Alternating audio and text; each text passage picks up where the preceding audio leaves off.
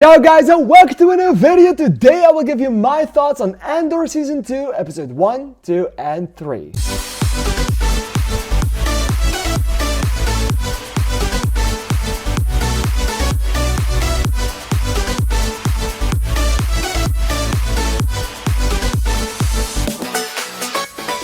Alright, so the epic series Andor has returned to Disney Plus with its second season, its final season, its second part of a continued story from the Rebellion to go into Rogue One later down the hallway. After this season, we go straight into Rogue One, and from that movie, we go straight into A New Hope.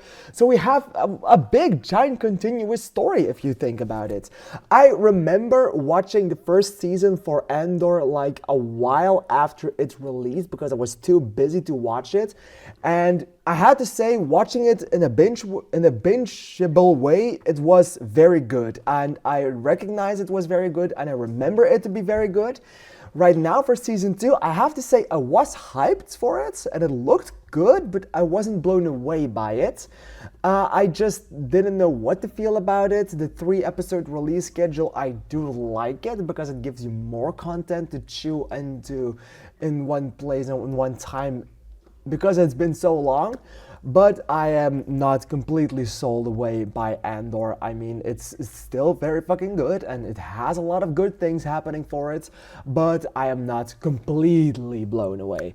One thing important, I will talk about some spoilers in this series, so if you don't want any spoilers, come back in a few weeks when the entire series has been released, because in the last episode of this, my thoughts on Andor series, I will also give my spoiler free thoughts about it. So let's get straight into the reviews. And I have to say, all the 3 episodes looked phenomenal. They looked incredible. It wasn't even Star Wars for some moments. It was just a regular show with a big fucking budget that looks like it could have been made by Amazon or HBO, because those series have a big fucking quality to them. If you look at The Last of Us or Rings of Power, who also have that same level of insane CGI and stuff like that. This one has it as well. It looks very, very real and very good, and it makes you forget reality for a second. And the one thing that made on Andor Season 1 as epic as it was is just because it's so grounded, they can do a lot more with it. It doesn't have lightsabers, it doesn't have a lot going on for it for good versus evil. Of course, we have the Rebellion and the Empire that are fighting each other, and it's cool to see that part. But it's also a little bit where the downfall of the series for me lies. It takes a very long time, 12 one-hour episodes. It's a very long time. It's 12 hours of Andor content. And I had the same issue with Season 1. Not everything that they are doing excites me. A lot of stuff bores me. And as in some capacity. If I think about Season 1 of Andor, I only really remember Fiona Shaw, her character, and the ending they gave her, and the ending they had for that season, but mostly everything in the prison, and the building of the Death Star. That was really fucking interesting, but the rest, I don't even remember it all that well.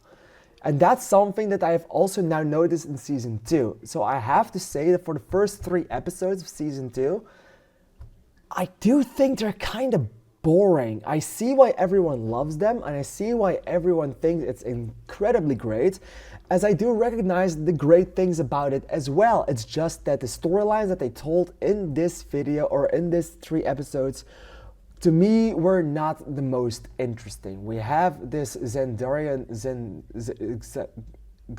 wedding or something like that, and they split the wedding up into 3 days and 3 parts and 3 everything, and I just did not care about it. I've seen a lot of things happening in there behind the scenes which made it a little bit interesting, but most of it felt short. Everything was just building up to this big Andor moment, or a Cassian Andor moment, where he gets back with the TIE Avenger, and that was really interesting, and it's mostly them talking about that thing happening on the other side of the galaxy and them trying to contact it but not working it.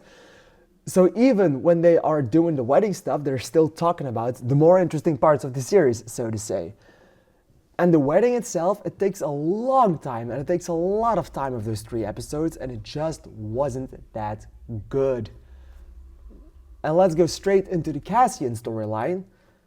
I thought that was interesting. I mean, the first episode where we have the beginning of the series, or of season 2 of the series, that was phenomenal. The way he talks to that girl in that place was a really good scene. And then afterwards, when he tries to steal the TIE Avenger, that's phenomenal. I was eating my shit up with that. That was beautifully done. I love that sequence. And after that, he gets to this camp of this turf war going on.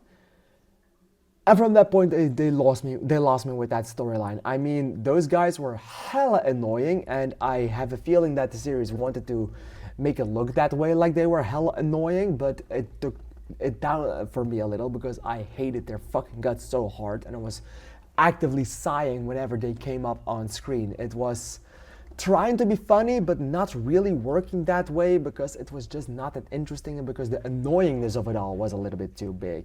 I did absolutely love Cassian Andor, and especially Diego Luna's performance during that phase, because I literally could see on his face like, are these motherfuckers serious?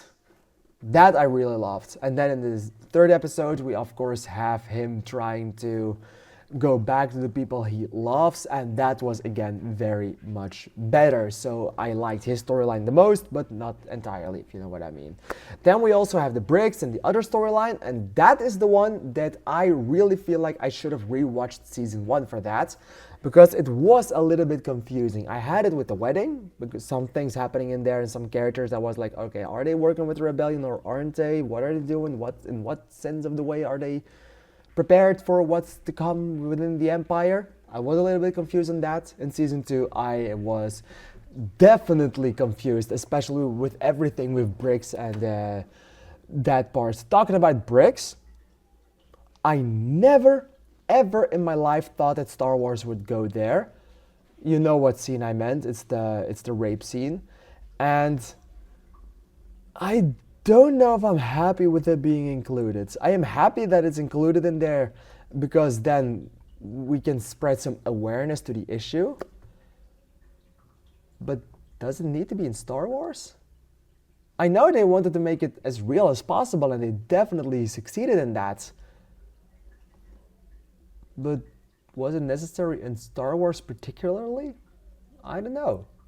The rest of that storyline was interesting. Cassian coming in really saved the storyline, and losing that one man that I'm always forgetting his name of, Brenna? Something like that. He was awesome, and I was very sad in the end when that shit happens. But that was a very awesome sequence with just some boring plot lines in it between it, and a little bit going too slow, and the rape scene that was a good and great scene that I really felt the tension of, but afterwards also conflicted on why is this included in Star Wars, what does make this scene in Star Wars particular, instead of just being real. It's a problem I also had with Skeleton Crew, the planets that they have to go to.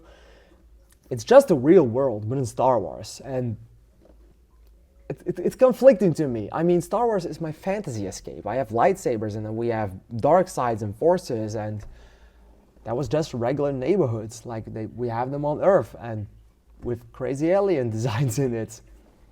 Could work, but didn't work entirely for me. Same happens with this storyline. It's not all working.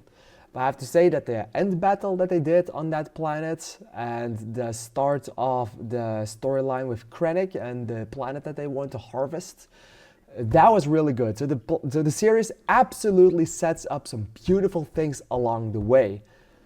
I just have to say that the first 3 episodes disappointed me a little, and I was not completely convinced by everything that they tried to do in this. Could be better, wasn't the worst, wasn't the best. I absolutely loved the designs, the looks of it, the cinematography, everything about that, and the performances. The story itself, it's not complete for me yet, and I do think I really need to see more episodes before I can finally pinpoint and conclude the series as a whole, but right now it was just okay.